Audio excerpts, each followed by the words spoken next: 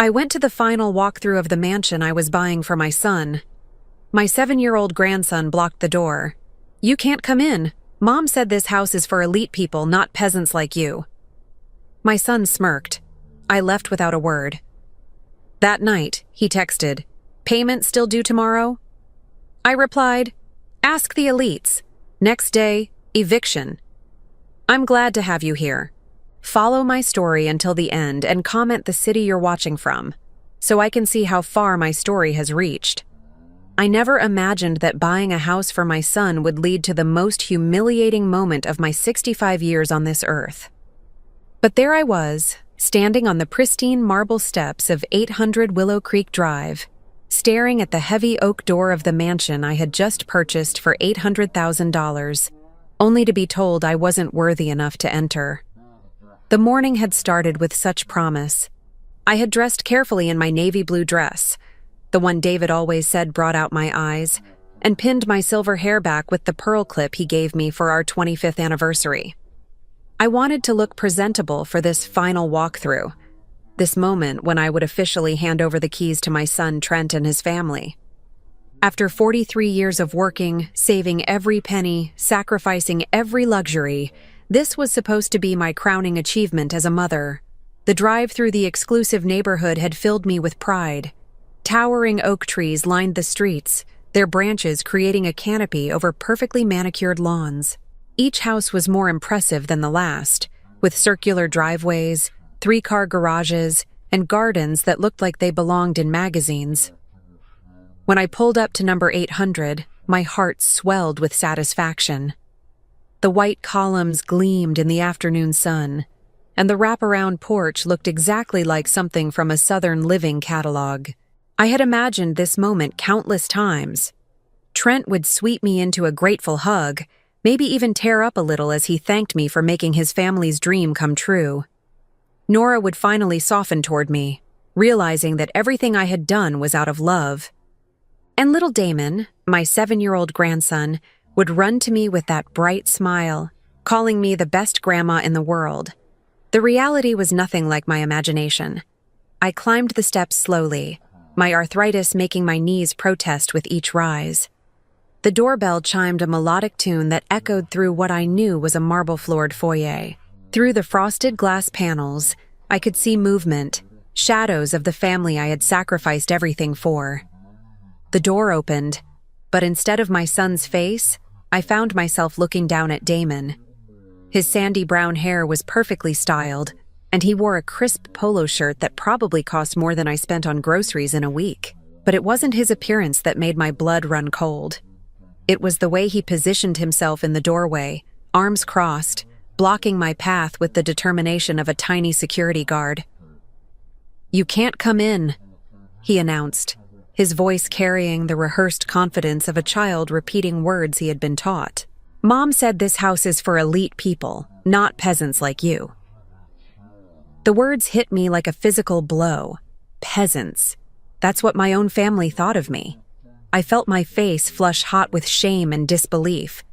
This was my grandson, the little boy I had rocked to sleep, whose diapers I had changed, whose first steps I had celebrated, and he was looking at me with the cold indifference of a stranger, delivering an insult that cut deeper than any knife. Behind him, I caught sight of Nora. She was leaning against the archway that led to what I knew was the living room, her perfectly manicured fingers wrapped around a crystal glass of what looked like champagne. Her blonde hair fell in smooth waves past her shoulders, and her smile was the kind that never reached her eyes. She wasn't stopping Damon. In fact, she looked pleased, as if this performance was exactly what she had hoped for. "Damon, sweetie," she called out in that saccharine voice she used whenever she wanted to sound innocent. "Remember what we talked about. This house is for people who understand quality, people who belong in society." My hands began to tremble. I gripped my purse tighter, feeling the leather strap dig into my palm. This wasn't spontaneous. This wasn't a child being rude. This was planned, orchestrated, designed to put me in my place, the place they had apparently always believed I belonged. "Where's your father?" I managed to ask Damon, my voice barely above a whisper. Trent appeared from the shadows of the foyer, and what I saw in his face broke something inside me that I didn't think could break anymore. There was no surprise, no anger at his son's behavior, no embarrassment at his wife's cruelty. There was just a slight smirk, barely visible but unmistakable to someone who had known him since the day he was born. My son, the boy I had worked 3 jobs to put through college, the man I had supported through every failure and celebrated through every success, was enjoying this. "Hi, Mom," he said casually, as if his son hadn't just called me a peasant, as if his wife wasn't standing there radiating satisfaction at my humiliation. "We weren't expecting you this early." That was a lie.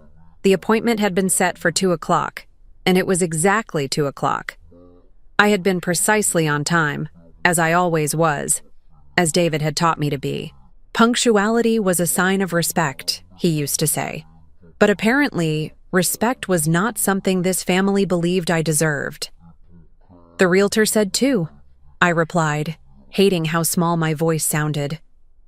"Oh, right," Trent shrugged, making no move to invite me in or to correct his son's behavior. "Well, we're just settling in, looking around. You understand?" No, I didn't understand. I didn't understand how the son I had raised could stand there and watch me be treated like an unwanted solicitor at the door of a house I had bought with my life savings.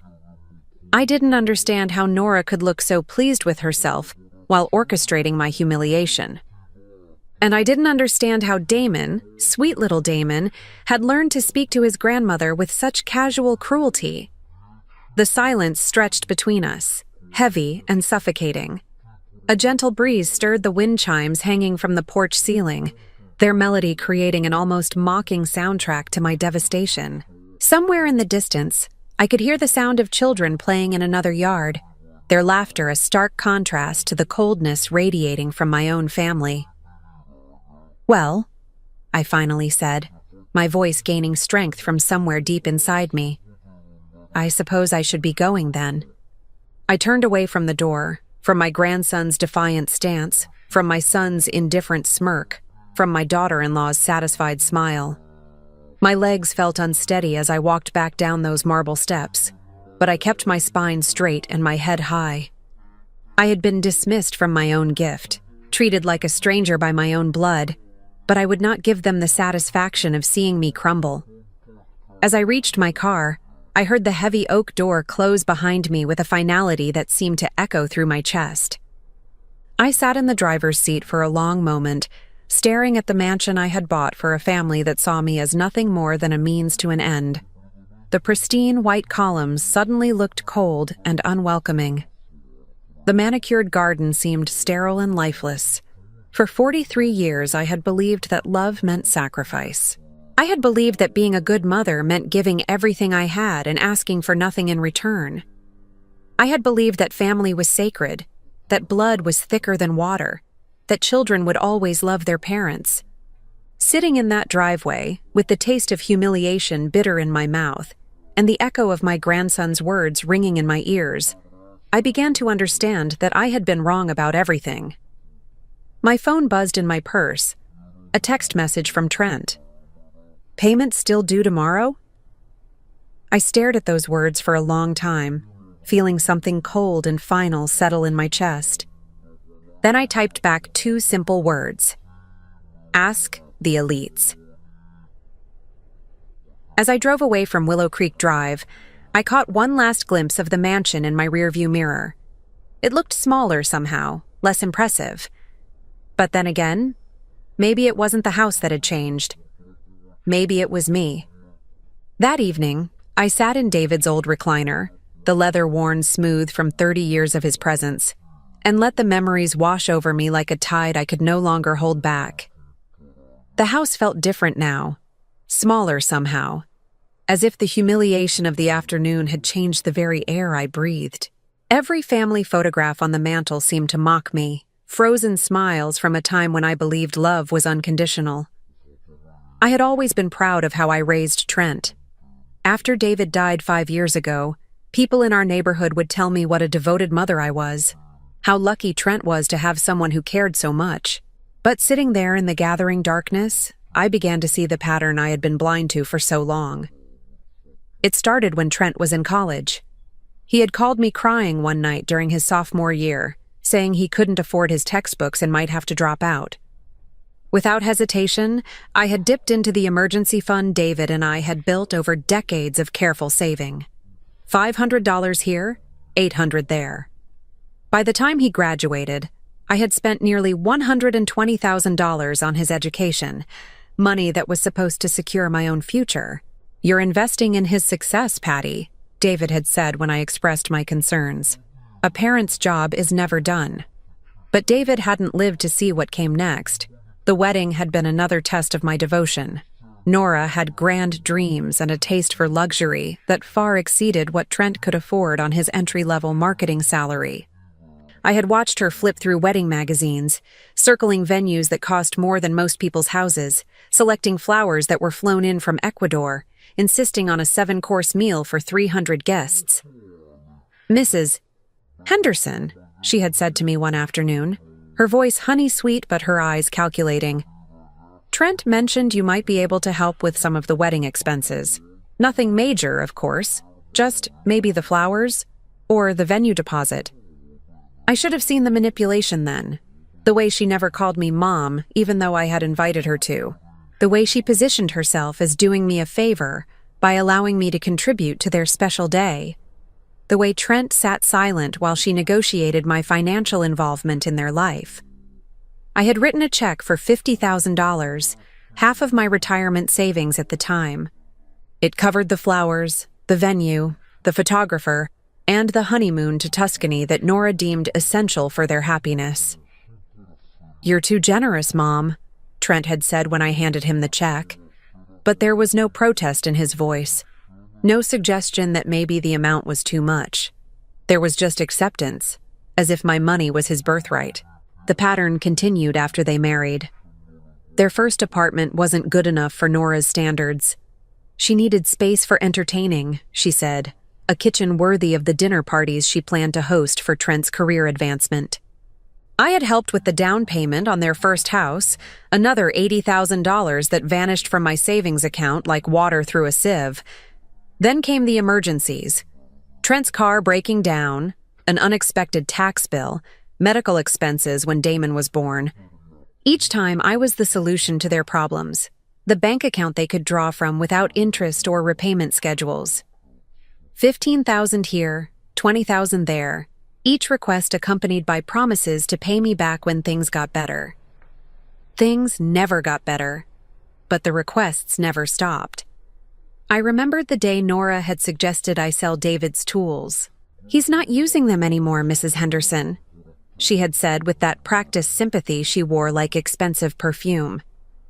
"And Trent could really use the money for that business opportunity we told you about."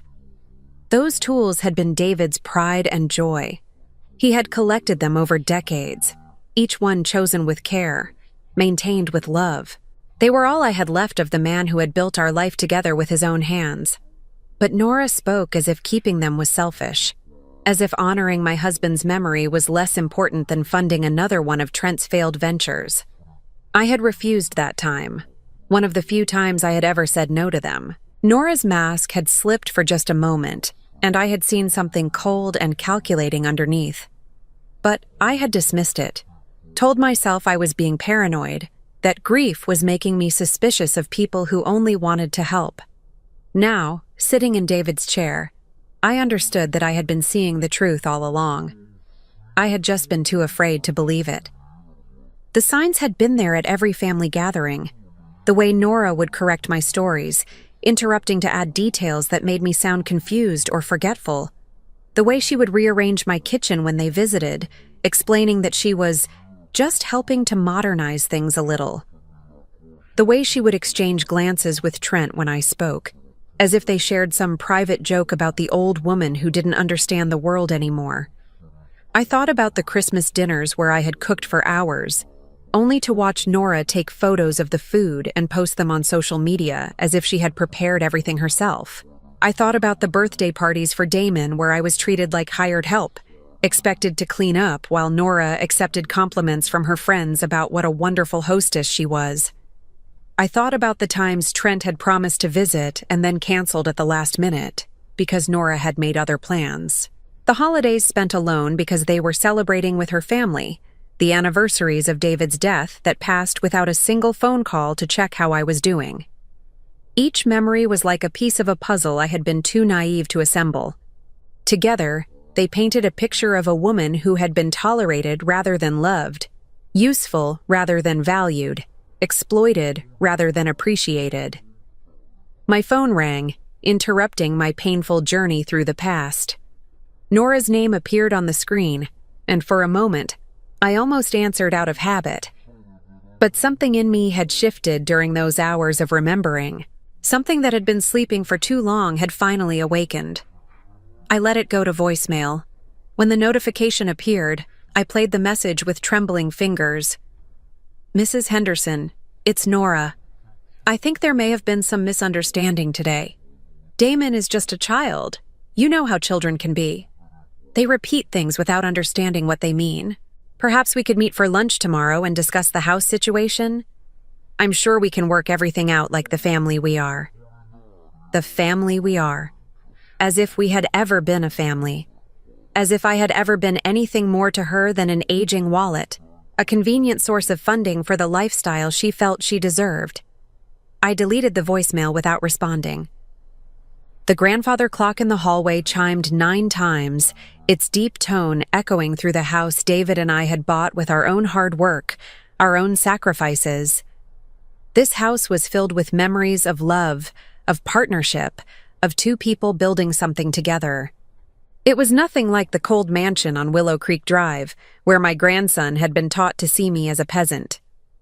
I walked to the window and looked out at my small garden, where David's roses still bloomed despite my inexpert care. In the distance, I could see the lights of other houses, other families, other lives that I had never been part of because I had always been too busy serving mine. For 65 years, I had believed that love meant giving until it hurt, sacrificing until there was nothing left to sacrifice.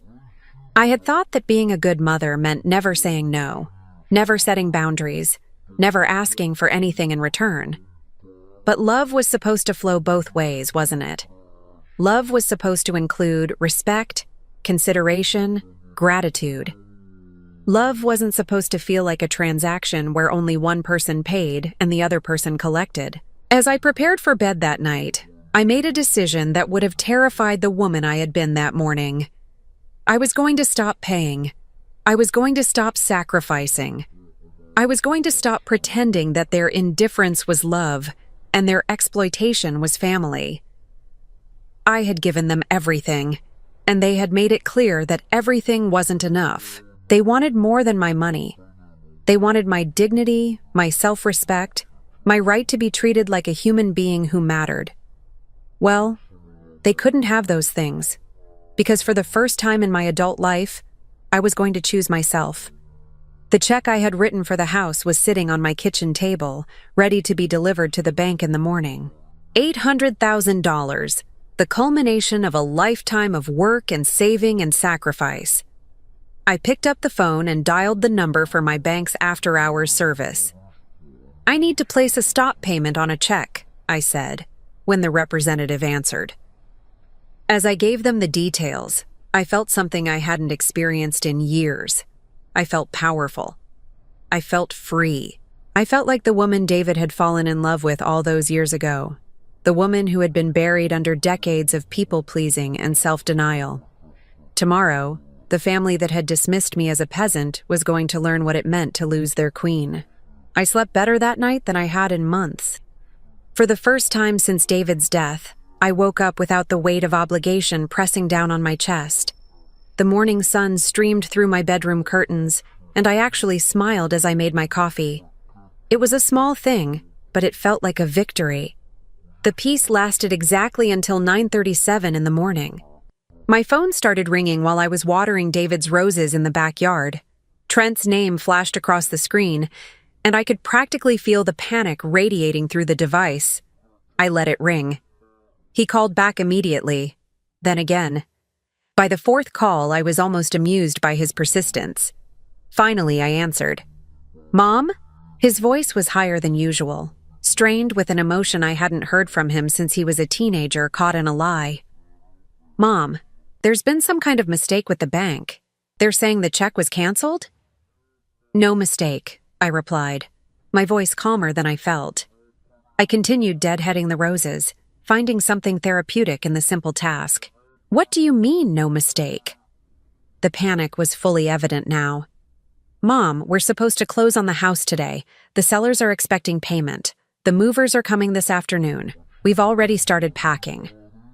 I paused in my gardening and sat down on the old wooden bench David had built years ago. "That's unfortunate, but it's not my problem anymore." Silence stretched between us, broken only by the sound of birds chirping in my neighbor's oak tree. When Trent spoke again, his voice carried that familiar tone of wounded entitlement that I now recognized had been there for years. "I don't understand what's gotten into you. We had an agreement. You promised to help us with this house." "I did help you," I said quietly. "I worked for 43 years, saved every penny I could, and offered to buy you a mansion worth $800,000. And your family made it clear that I'm not worthy to set foot inside it." Damon didn't mean anything by that. Kids say stupid things all the time. The dismissal hit me like a slap. No apology for his son's behavior, no acknowledgement of how humiliating the experience had been, no recognition that 7-year-olds don't spontaneously use words like peasant without being taught. "And what about you, Trent? What did you mean when you stood there and let it happen?" Another silence. I could hear voices in the background, Nora's sharp tone cutting through what sounded like frantic activity. "Look, Mom, can we discuss this later? Right now I need to figure out how to fix this situation. The real estate agent is calling every 5 minutes and Nora is what?" I interrupted, upset that her plans didn't work out exactly as she hoped. "She's my wife," Trent said, and there was something defensive in his voice that confirmed everything I had suspected. "She's family. We're all family, and families work things out." I stood up from the bench and walked back toward my house, my sanctuary, the place where I was respected and valued because I had built it with someone who actually loved me. "Family," I repeated. "Tell me, Trent, when was the last time you called me just to see how I was doing? When was the last time you visited without needing something? When was the last time you invited me to dinner instead of the other way around?" No answer. "I'll wait," I said, settling into David's chair and putting my feet up. "That's not fair," he finally muttered. "We've been busy. Damon has activities. Nora has her commitments. I have work. Everyone has commitments, son. The difference is that people make time for the things that matter to them." I could hear Nora's voice getting louder in the background, though I couldn't make out the words. Whatever she was saying, it wasn't pleasant. "Hold on," Trent said, and I heard the rustle of the phone being covered. While I waited, I looked around my living room, really looked at it for the first time in months. Every piece of furniture told a story. The coffee table David had refinished when we were newlyweds and couldn't afford to buy new. The bookshelf filled with novels we had read together and discussed over countless dinners. The family photos that chronicled happier times, before I became nothing more than a bank account with legs. Trent came back on the line, and his voice had changed. The panic was still there, but now it was edged with something harder. "Nora wants to talk to you," he said. Before I could respond, my daughter-in-law's voice filled my ear, sickeningly sweet, but with an undertone that made my skin crawl. "Mrs. Henderson, darling, I think we need to sit down and discuss this rationally. You're obviously upset about yesterday, and I understand that. But we can't let a simple misunderstanding destroy everything we've worked toward as a family." "Everything you've worked toward," I corrected. "I don't recall being consulted about your family's goals." "That's not true at all," she laughed, but there was no humor in it. "We've always included you in our decisions. You knew we were looking for a bigger house. You knew how important it was for Damon to grow up in the right neighborhood. with the right kind of influences. The right kind of influences. Not peasants like me, presumably. What I knew, I said slowly, was that you found a house you couldn't afford and expected me to pay for it. What I didn't know was that you considered me too low class to actually enter it. Oh, honey, you're taking this entirely the wrong way. Damon was just being silly. Children say the darndest things, don't they? You can't possibly be serious about canceling the purchase over something so trivial. Trivial. That's what my humiliation was to her. Trivial. Here's what's going to happen, I said, surprised by the steel in my own voice. You're going to figure out your own housing situation without my money. You're going to explain to your friends why you can't move into your dream mansion, and you're going to do it without blaming me because I'm done being your scapegoat. You can't be serious. Nora's mask was slipping now, her voice losing its artificial sweetness. Do you have any idea how this makes us look? We've already told everyone about the house. I've posted pictures on social media. My mother is flying in next week to see it. Then you probably should have treated me with respect before you started making announcements. Mrs. Henderson, please be reasonable. We're family. Family doesn't abandon each other over petty disagreements. I almost laughed at the irony. You're absolutely right, Nora. Family doesn't abandon each other. Remember that. I hung up before she could respond. Within minutes, my phone was buzzing with text messages, some from Trent, pleading and desperate. Others from Nora, alternating between fake sweetness and barely concealed hostility. I read them all and deleted them one by one. The last message came from a number I didn't recognize. This is what happens when old people get bitter and senile. You're destroying your own family out of spite. Hope you're proud of yourself. I stared at that message for a long time. Senile. That's what they thought this was. Not a rational decision made by a woman who had finally seen clearly. Not the natural consequence of years of disrespect and exploitation. Just the confused ramblings of an old woman who didn't know any better. I saved the message. Something told me I might need it later. Around noon, my neighbor Mrs. Chen knocked on my door. She was a widow like me, though she had the luxury of children who actually visited her regularly. Patty, dear, she said when I opened the door. I just saw a moving truck leave the house across the street. Wasn't that your son's place? I looked past her and saw that she was right. The small rental house where Trent's family had been living was now showing clear signs of a hasty departure. Boxes were scattered across the lawn, and I could see Nora directing the movers with increasingly frantic gestures. It appears they've had a change of plans, I said diplomatically. Mrs. Chen studied my face with the keen insight of someone who had lived long enough to recognize drama when she saw it. Are you all right, dear? It was the first time in months that someone had asked me that question and actually waited to hear the answer. The kindness in her voice almost undid me. I think I'm going to be, I said, and realized I meant it. That evening, as I sat down to a quiet dinner for one, I felt something I hadn't experienced in years. Pride. Not the hollow satisfaction of paying someone else's bills, or the brief pleasure of being thanked for a gift I couldn't afford. Real pride.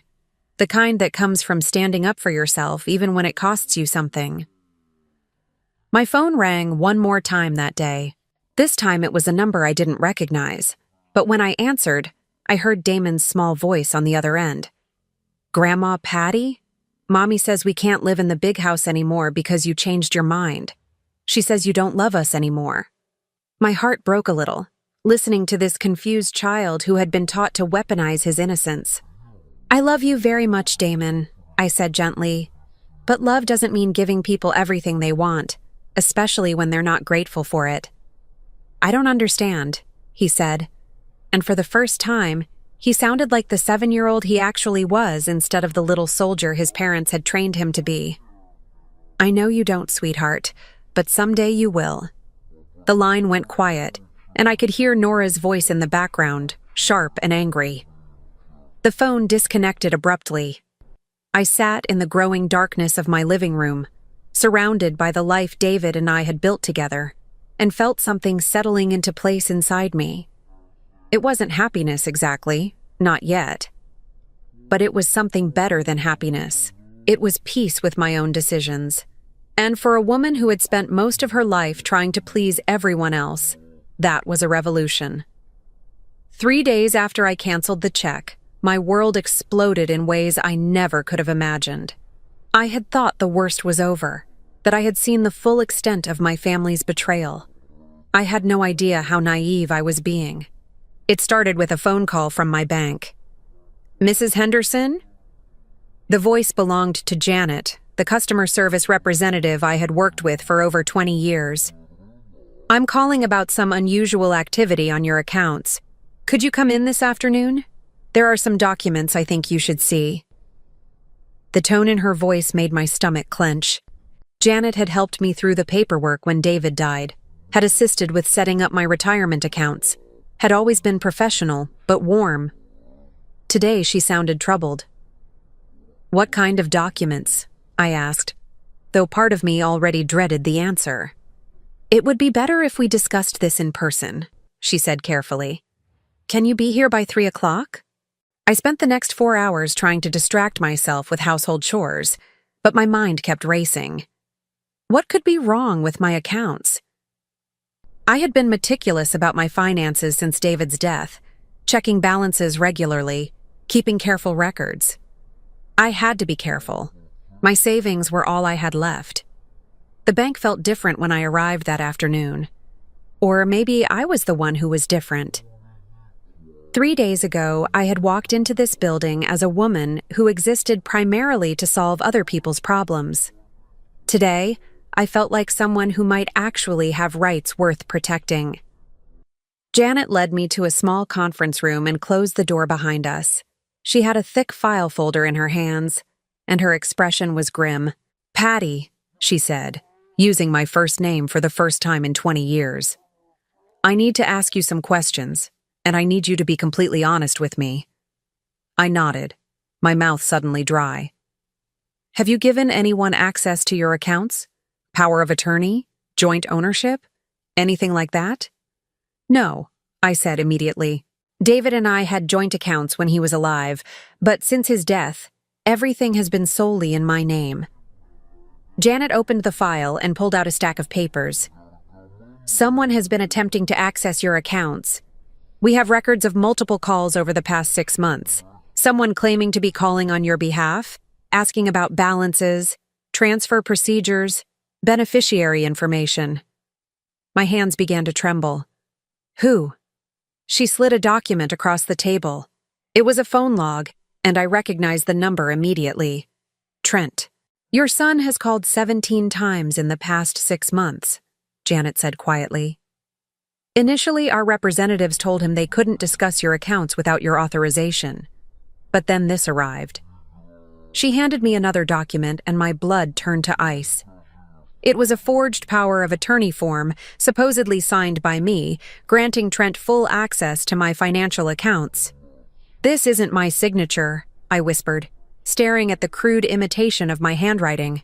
"We suspected as much," Janet said. "That's why I called you in. Patty, someone has been planning to gain control of your finances.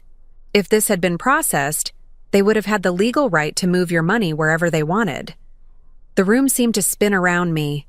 My own son had tried to steal from me. Not just the money for the house, not just the loans that were never repaid, but everything. My life savings, my security, my independence. "There's more," Janet said gently. "We've also discovered that someone has been making inquiries about your life insurance policy, your property deeds, and your existing will." I felt like I was drowning. "My will? Do you have a copy of your current will at home?" I nodded numbly. David and I had updated it after his death, leaving everything to Trent because he was our only child. It had seemed like the natural thing to do at the time. "I think you should check it when you get home," Janet said.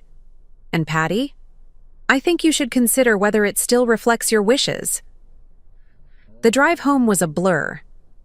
I kept thinking about all the times Trent had casually asked about my paperwork, all the occasions when he had volunteered to help me get organized. I had thought he was being thoughtful.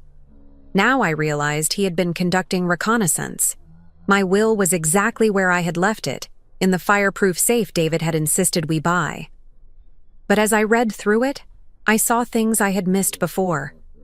The language was oddly specific about when Trent would gain control of my assets, not just after my death, but if I were ever declared mentally incompetent or unable to manage my own affairs.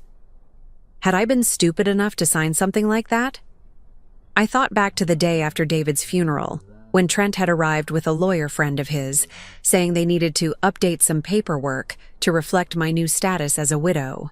I had been so overwhelmed with grief, so grateful that someone was taking care of the details, that I had signed whatever they put in front of me. The lawyer's name was printed at the bottom of the document: Marcus Webb, attorney at law. I had never met him before that day, and I had never seen him since. I called the law office listed on the letterhead. "Webb and Associates," a receptionist answered. "I'd like to speak with Marcus Webb, please. This is regarding some documents he prepared for me." "I'm sorry, but Mr. Webb is no longer with our firm. He was terminated last year for professional misconduct. Could someone else assist you?" Professional misconduct. I hung up without answering. My hands were shaking as I dialed the number for my old friend Eleanor, the only lawyer I knew personally. We had been neighbors when our children were small, and she had helped me with some simple legal matters over the years. "Eleanor," I said when she answered, "I need help. I think my son has been trying to steal from me, and I don't know who to trust." An hour later, Eleanor was sitting in my living room, reading through my will with the focused intensity of someone who knew exactly what to look for. "Patty," she said finally, "this document is a nightmare. If this language were ever enforced, Trent could have you declared incompetent based on almost anything. Forgetting a doctor's appointment, getting confused about dates, even having a bad reaction to medication could be used against you." I felt sick. "Is it legal?" "Technically, yes, if you signed it voluntarily. But the circumstances under which you signed it were questionable at best. You were grieving, you weren't represented by independent counsel, and the attorney who drafted it has since been disbarred for similar schemes." "Schemes?" Eleanor's expression was grim. Marcus Webb made a specialty of helping adult children gain control of their parents' assets. He would draft documents that looked like standard estate planning, but were actually designed to make it easy to declare the parent incompetent and seize their money. The pieces were falling into place with horrifying clarity. The pressure to buy the expensive house, the casual questions about my health and memory, the way Nora would make comments about how forgetful I was becoming, how worried they were about me living alone. They hadn't just been planning to take my money. They had been building a case to take my freedom. "What can I do?" I asked.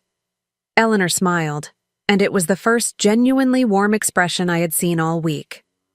"Quite a lot, actually. First, we're going to draft a new will, one that actually reflects your wishes. Second, we're going to revoke any powers of attorney you may have signed. And third, we're going to make sure your son understands that his little scheme has been discovered." "I want him prosecuted," I said, surprised by the vehemence in my own voice. "Patty, are you sure? He's your son. Even with everything he's done." "Especially because he's my son," I interrupted. "I raised him to know right from wrong.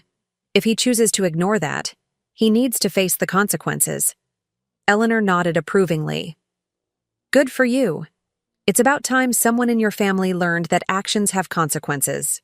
As we worked through the afternoon, revising documents and building a case, I felt something I had never experienced before: the satisfaction of fighting back. For too long, I had accepted whatever my family chose to do to me, telling myself that keeping the peace was more important than standing up for myself. But some lines, once crossed, changed everything. That evening, as Eleanor packed up her files, She paused at my front door. "Patty, I have to ask, what made you finally decide to fight back? What was the breaking point?" I thought about Damon's small face at the mansion door, about the word peasant delivered with such casual cruelty, about Nora's satisfied smirk and Trent's silent complicity. I realized, I said slowly, that I had been so afraid of losing my family that I had forgotten I was supposed to matter too. Eleanor squeezed my hand. "You matter more than you know.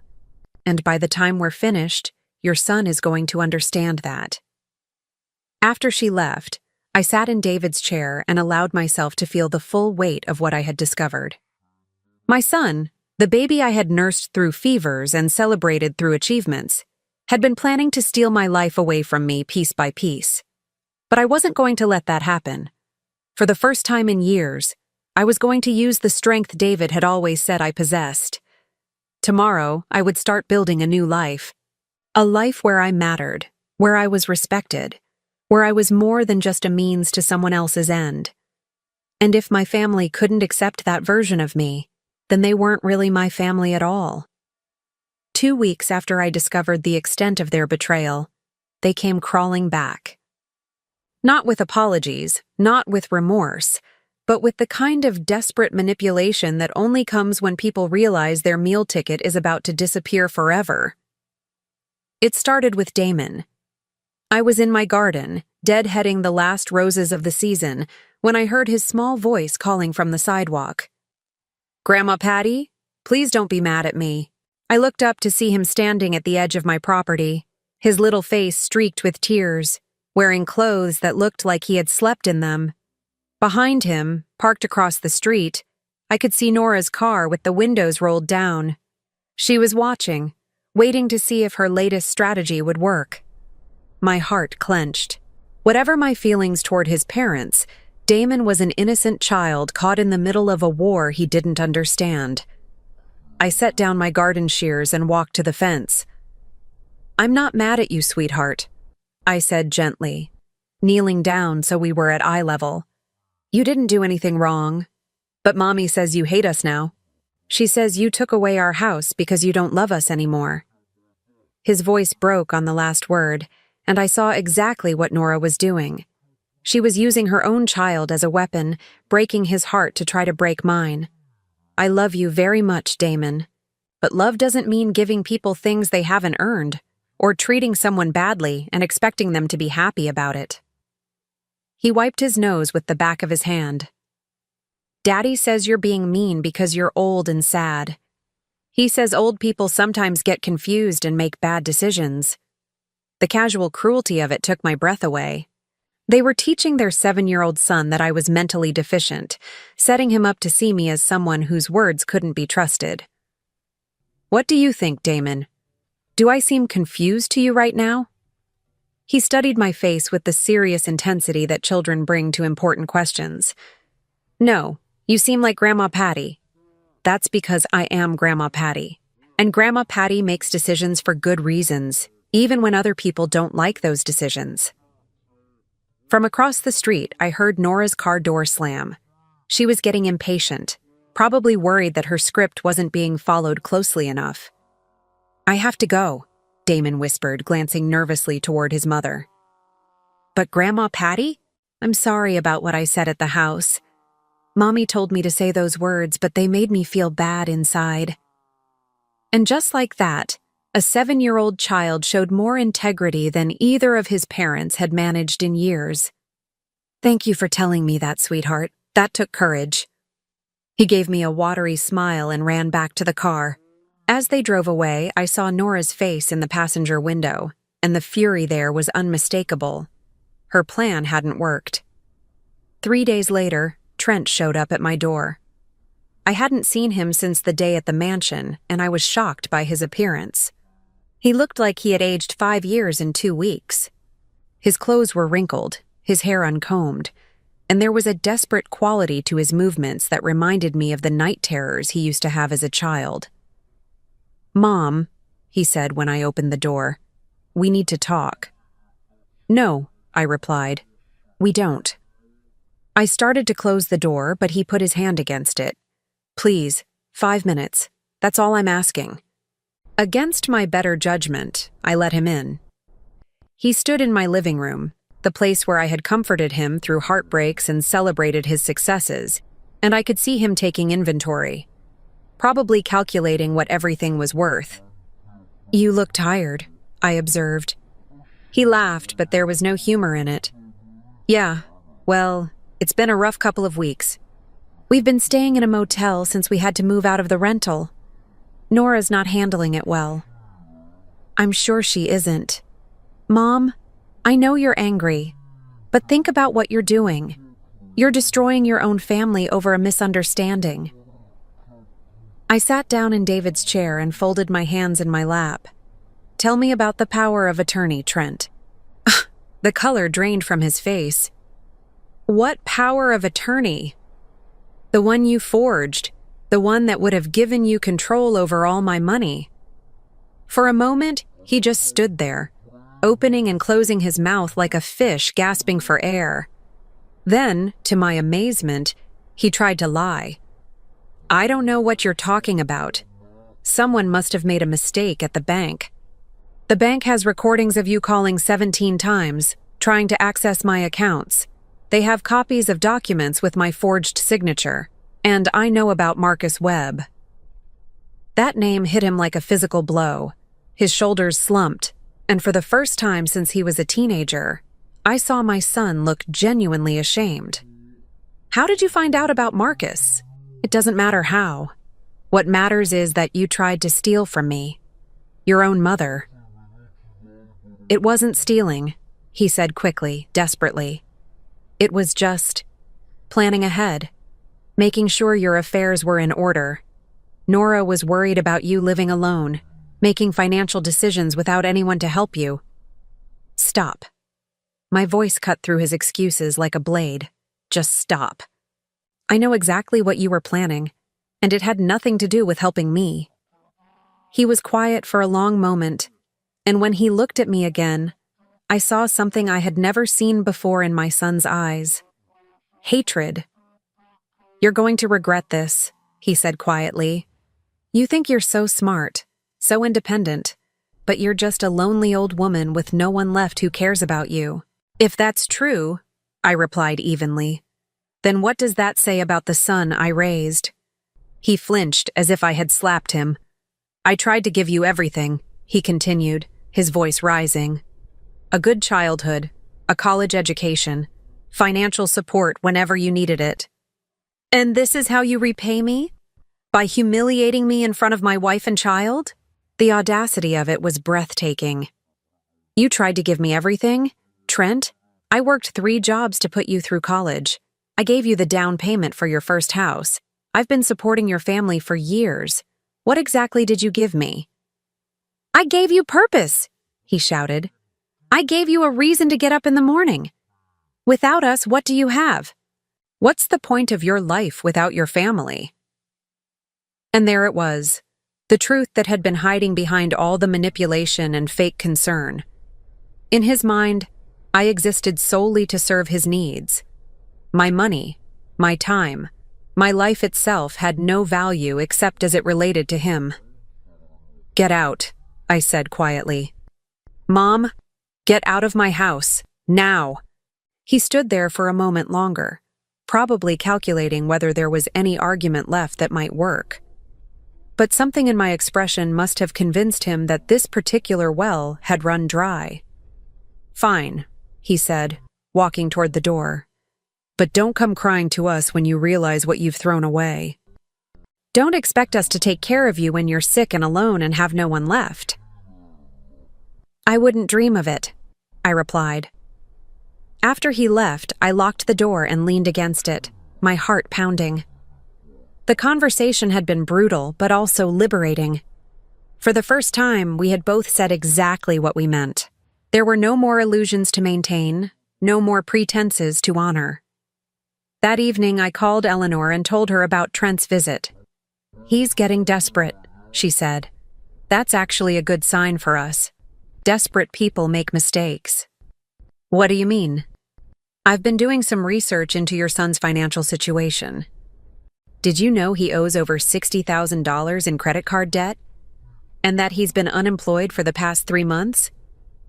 I nearly dropped the phone. Unemployed? But he said he was fired from his marketing job for falsifying expense reports. Apparently, this isn't his first brush with financial misconduct. Everything was clicking into place. The urgency about the house purchase, the pressure to make decisions quickly, the elaborate planning around my finances. They hadn't just wanted my money for a better lifestyle, they had needed it to avoid financial ruin. There's something else, Eleanor continued. I've been in touch with the district attorney's office about the forged documents. They're very interested in pursuing charges. Good, I said, and I meant it. Patty, are you absolutely sure about this? Once we move forward, there's no going back. Your relationship with your son will be over.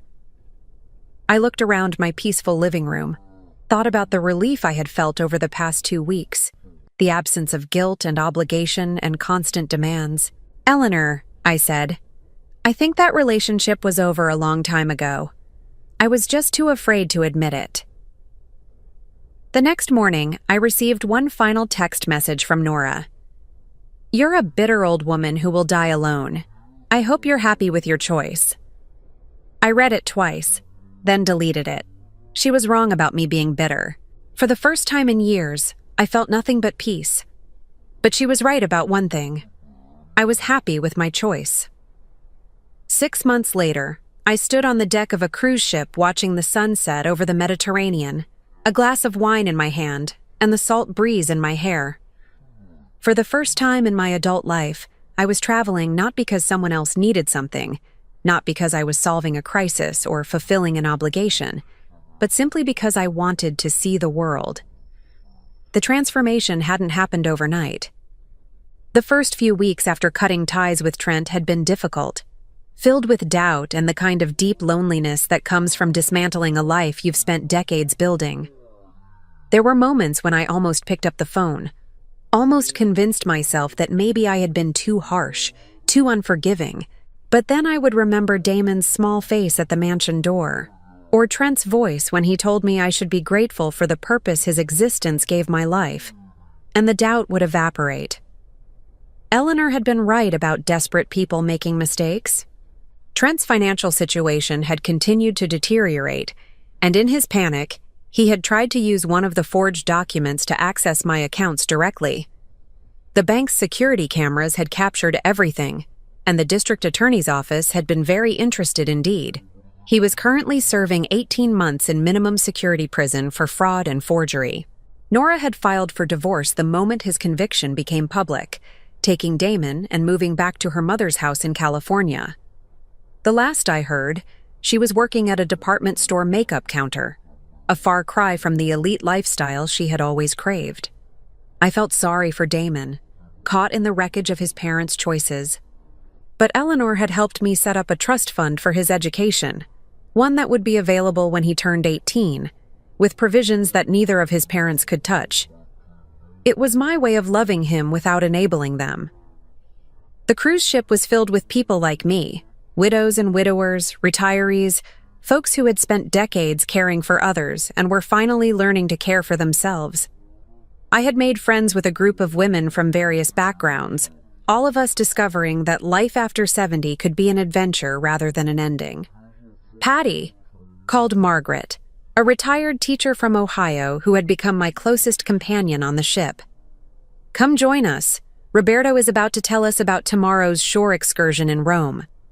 Roberto was our tour guide, a charming Italian man in his 60s who had been widowed 3 years earlier and decided to spend his retirement showing other seniors the beauty of his homeland. He was passionate about history, patient with our questions, and had the kind of gentle humor that made even the most hesitant traveler feel confident. As I walked over to join the group, I caught my reflection in the ship's windows and barely recognized myself. My hair, which I had kept in the same practical style for 30 years, was now cut in a flattering bob that framed my face. I was wearing a flowing sundress in a shade of turquoise that David used to say brought out my eyes. Most importantly, I was smiling, really smiling, in a way I hadn't done since before David's death. "So tomorrow," Roberto was saying in his accented English, "we will visit the Vatican in the morning, and then I will take you to a little restaurant my family has run for 4 generations. You will taste real Roman cuisine, not the tourist version." The women around me chatted excitedly about the plans, and I found myself caught up in their enthusiasm. When was the last time I had looked forward to something just for the joy of it? After the group dispersed, Margaret lingered beside me at the ship's railing. "You seem different today," she observed. "Lighter somehow."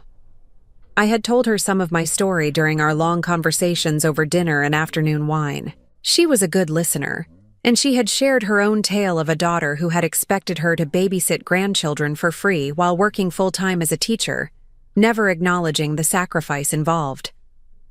"I got a letter today," I said, pulling the envelope from my purse. "From my son." Margaret's eyebrows rose. "The one in prison?" I nodded. The letter had been waiting for me at the ship's communications center, forwarded from my address back home. I had debated whether to open it, but curiosity had won out. "What did he say?" I unfolded the single page and read aloud. "Mom, I've had a lot of time to think, and I realize now that I made mistakes. I was selfish and I hurt you, and I'm sorry for that. I know you probably don't want to hear from me, but I wanted you to know that I understand why you did what you did. You were right to protect yourself. I hope someday you can forgive me, and maybe we can start over. I love you. Trent." Margaret was quiet for a moment. "How do you feel about that?" I folded the letter and put it back in the envelope. Relieved, I think. For the first time, he actually sounds like the son I tried to raise. "Are you going to write back?" I watched the waves rolling away from the ship, carrying us toward new horizons. Maybe. Someday. But not because I feel obligated to, and not because I'm hoping to fix everything. If I write back, it will be because I choose to, on my own terms. Good for you.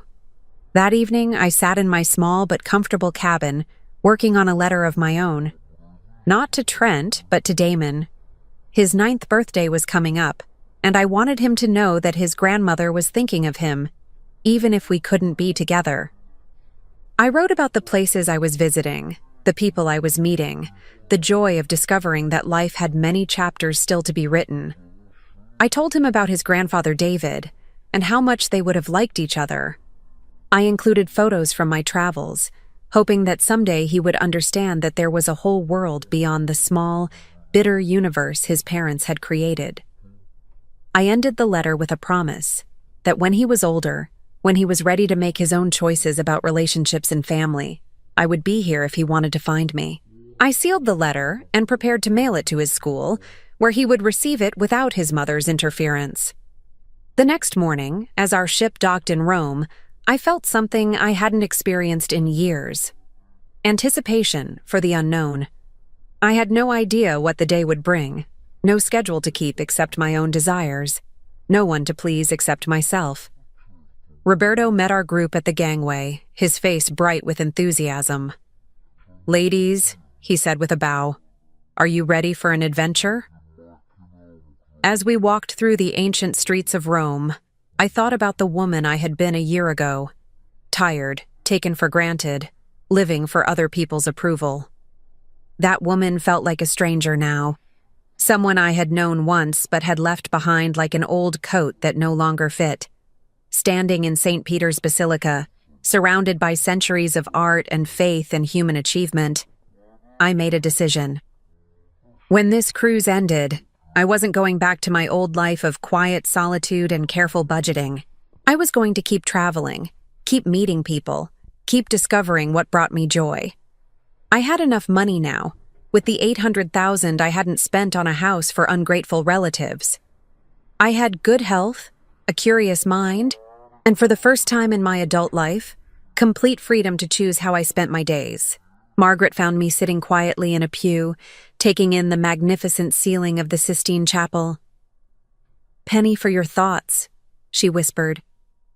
I smiled and squeezed her hand. "I was just thinking about how grateful I am." "For what?" I considered the question seriously. For having the courage to choose myself. For learning that it's never too late to become the person you were meant to be. As we left the Vatican and walked toward Roberto's family restaurant, I felt David's presence beside me, not as a weight of grief, but as a warm reminder of what real love felt like. He would have been proud of me, I realized. Proud that I had finally learned to value myself the way he had always valued me. That evening, as I sat around a table with my new friends, sharing stories and laughter over incredible food and wine, I realized that I had found something I hadn't even known I was looking for: a chosen family. People who appreciated me not for what I could give them, but for who I was. My phone buzzed with a text message from an unknown number, but I didn't check it. Whatever crisis or demand or manipulation it might contain could wait. For the first time in my life, I was living in the moment, and that moment was beautiful. The woman who had once stood humiliated at a mansion door, dismissed by her own family as unworthy of their presence, was gone. In her place was someone stronger, wiser, and infinitely more free. I was 66 years old, and my real life was just beginning. Now I'm curious about you who listened to my story. What would you do if you were in my place? Have you ever been through something similar? Comment below. And meanwhile, I'm leaving on the final screen 2 other stories that are channel favorites, and they will definitely surprise you. Thank you for watching until here.